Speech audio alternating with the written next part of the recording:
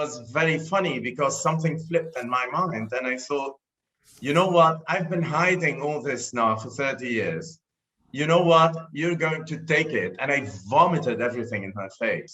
I told her absolutely everything. And for 2 hours, I was speaking and speaking, and she's just looking at me.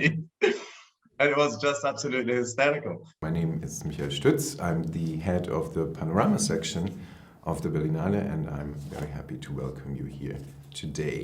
The guests here for our talk are Eliane Raheb, director of Miguel's War, a film from Lebanon. And we also have the protagonist here as a guest, Miguel Jleilaty. Hello, Eliane. Hello, Miguel. Hi. Wonderful to have you here in Berlin, just in the studio for now. Yeah, let's talk a little bit about your film. First question, Eliane and Miguel, maybe both. You can briefly introduce in just a few sentences your film, Miguel's War. What is this about? Well, I was searching for a story that would, strike me. And I was in Barcelona showing a film of mine, which deals also with the civil war of Lebanon. And I have this translator, I don't know him. It's the first time I see him. And she was in a bad mood also. And she was absolutely awful. He was supposed to translate, only to translate. And then I see him like sweating and talking and explaining and saying to the audience many things which I think I didn't say in Arabic. And then I looked at him, I said, what's this very weird translator? And there were 300 people watching us. And she's just telling me that I was speaking too much. I turned to him, I told him, aren't you speaking too much? What are you talking about? We argued, in front of the audience. We had an argument, a little conflict. And then he told me, can you just shut up and let me do my work? So after the debate, I go have dinner with Miguel, and then he vomits on me his story, So this is the start for me for a, very challenging way to meet somebody and to hear his story. And just, I wasn't able to write anything. I was just recording, my ears hearing and see him like talking.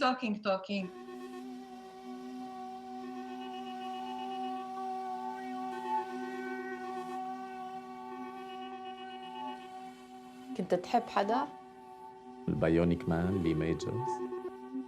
كنت أحلم إنه أنا نايم معه بلا ما أفهم إنه عم نايم معه، يعني إنه عم بتيك معه، لا هيك إنه هو عبطنه هيك.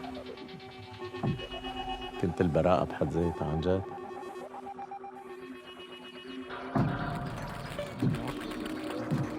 كنت انغرم بكل شيء في رجال قوية.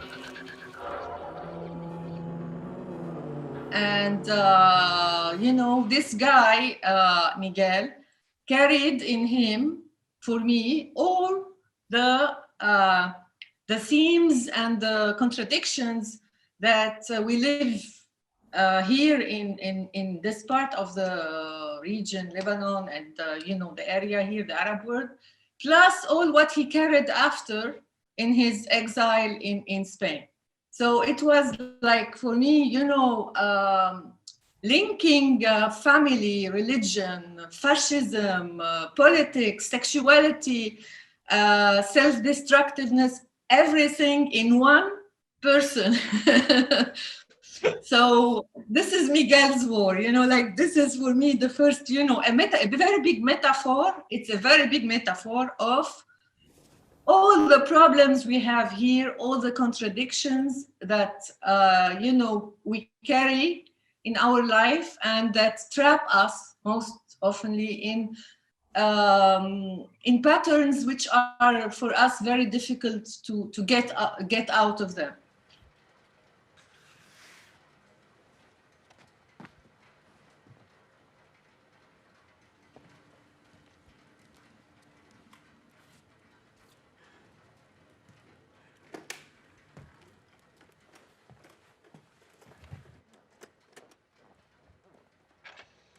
انت هلا عمرك هون 17 سنة 17 18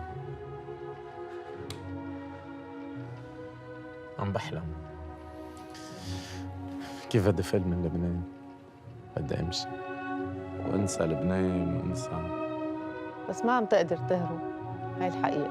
ايه انا اخترعت عالم لحالي.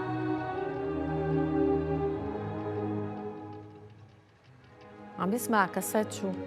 كاسات البكي لبيتهوفن. كنت مسجله هيك عدة مرات ورا بعض، هيك بصير ببكي كتير.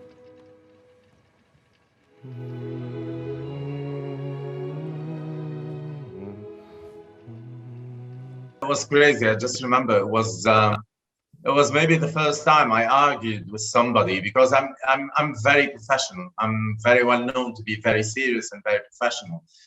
But the problem was the theme itself, and I really was not keen on just watching a film about Lebanon and the Lebanese wars, etc. 30 years after leaving Lebanon, and then all of a sudden I just meet her, and she was horrid with me at the beginning, and then in front of 200 people, I mean, she started arguing with me, so I just shut her up, and I did not understand what was going on. And then at the end, it was very funny, because something flipped in my mind, and I thought, you know what? I've been hiding all this now for 30 years. You know what? You're going to take it. And I vomited everything in her face. I told her absolutely everything. And for 2 hours, I was speaking, and she's just looking at me. And it was just absolutely hysterical. And then I was very happy. And then she left. She went back to Lebanon. And then, what was it? A couple of weeks later, or 3 weeks later, she calls me. And I thought that I would never, ever see her again, or maybe in years, whenever she comes back to Barcelona, because there was absolutely no way I would go back to Lebanon. I had actually nothing left in Lebanon. So she calls me and she says, "Oh, Miguel, I'm very much interested." It's Eliane Raheb. Do you remember me? I'm very much interested in going back to Barcelona and meeting you. And I want to know a lot more about you, and I want to know you much better. And I was puzzled. I did not understand what she wanted. And I said, you know, I'm gay. And she said, I'm not interested in fucking you. I'm just interested in knowing your story. And this is how this whole thing started. So you definitely pushed each other's buttons to a certain extent, and also raised a certain interest in each other, which is what I said before, when I said that you went on this journey together, you know, through Miguel's life. But Eliane, you of course went with Miguel there. And what was also striking to me in many scenes of the film is when you debate, you know, certain scenes that you were about to shoot together. And Eliane is pushing you, Miguel, maybe to do something that you are not willing to do at this point, to say, I can't do it and I won't do it. And there are certain arguments in the film. And I wanted to ask you, Eliane, is this something that you always worked with, or was it the special relationship that you both just described that already was present on the stage when you first met? This relation with Miguel started like this.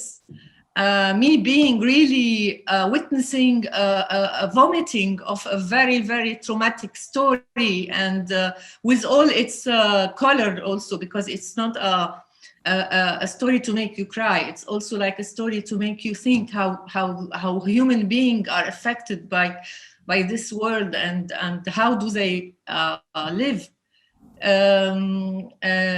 So I couldn't be, an observational person, like observing only Miguel. It was really a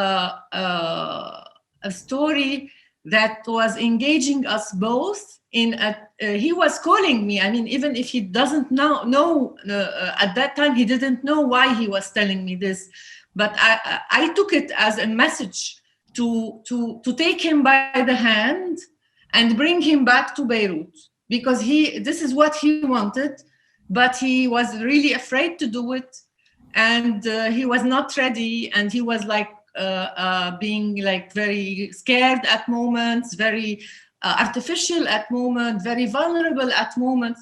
So I took it as a message like this, and I said, okay, we're gonna live this experience together, and we're gonna like show everything, show the fragility, show the incapability of telling a story, the fears, the things that also, I mean, he's a mirror. Miguel is a mirror to many people here, and a mirror to me as well. Of course, he went very extreme, but he is a mirror. So like only putting him in front of the camera and exposing him would be very unethical without being myself exposed as well in this experience. So this is why it was very natural to be with Miguel in the film, in front of the camera, and living this experience together with all its beautiful and ugly sides, maybe. Ruben, il me traduisait le show que tu fais. Apparemment, c'est très, très vulgaire. Pardon? Il m'a traité de vulgaire. No, C'est ta copine. C'est toi qui me l'emporte, c'est salon. Pensez si l'autre il pense si je suis poli ou pas poli, j'ai rien à foutre là. Non, mais lui aussi, il est vulgaire. Hein. Ah, il insiste, c'est là. Moi, je suis très vulgaire. Oui, peut-être. Toi aussi. Ah ouais. Una fantasía. Fantasías muchas. Bueno, todo así continuado. Sí, todo pero junto. amores de revueltos y de 10 minutos y de media hora. Qué interesante. Yo he sido mujer de un solo hombre. Ya. Consecutivamente. Claro. I felt guilty in the film because I know that I tortured him in some scenes, but it's the love torture. Well, you can definitely sense that love, you know, and the deep connection that you both had in the film. And yes, I mean, I hope also, Miguel, that, you know, there's a new path on the way, you know, for the future. And it's a wonderful, beautiful film that me and my team are very excited about. And we couldn't be happier to have you both here today. And then in Berlin in June, we're just going to say this is going to happen. We're going to be there. And then we're going to have a celebration of Miguel, his story, and your film, Eliane. And I thank you very much for being here today. And we'll stay in touch. And I see you very soon, hopefully. Thanks a lot. Thank you.